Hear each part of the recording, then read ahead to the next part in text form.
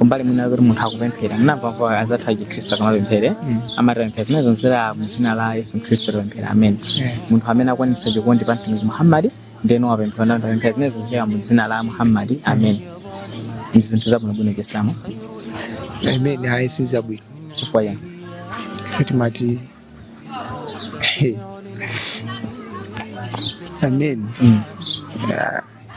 ife timati alhamdulillah haisa kumabanga zinthu zolako kasina ngaena zimakhala kuti timatenga mankhwala ndikumatithandizira matayasi mwachi zinthu zabwino kusiyana tuka kumbe sisi tasimu sikuti tasimu wakazi dilabwino أنا الفقير إلى رب البريات أنا المسيكين في مجموع حالات.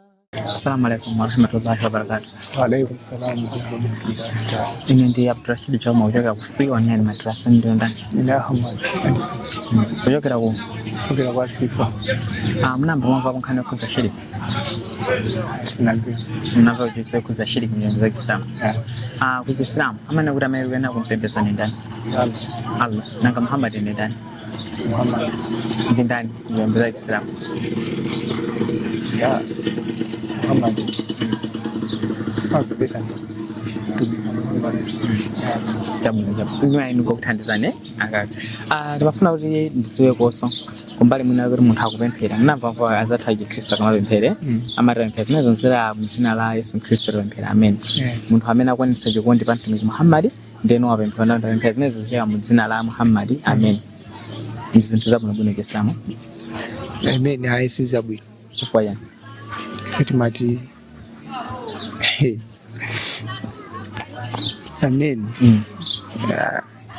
ife timati alhamdulillah ndi chabu ndibafuna sandifuse kwa sunna babu amashehe achinyamata masuku ano amene akumapereka mwina mwake nkhani zokuzona kuti akumanyoza mashehe amene ali khala kale nkhani zokuza mwina yake madrasa ndi kumanyoza amene akupanga zinthu zolakwika ine maganizano ndotande pa nkhani ngati imene iyi haisa kumabanga zinthu zolako kasina ngaena zimakhala kuti timatenga mankhwala ndikumatithandizira matayasi mwachi zinthu zabwino kusiyana tuka kumbe sisi tasimu sikuti tasimu wakazi dilabwino ndikulakwika munthu kapena ndi mavuto anje amene angawapeze munthu chifukwa asiya kukhulupirira mizimu ya makolo athu.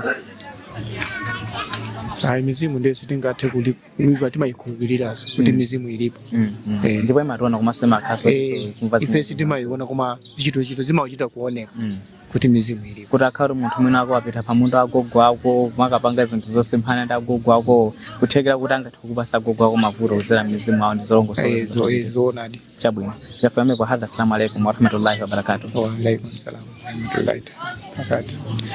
أنا الفقير إلى رب البريات أنا المسيكين في مجموع حالات.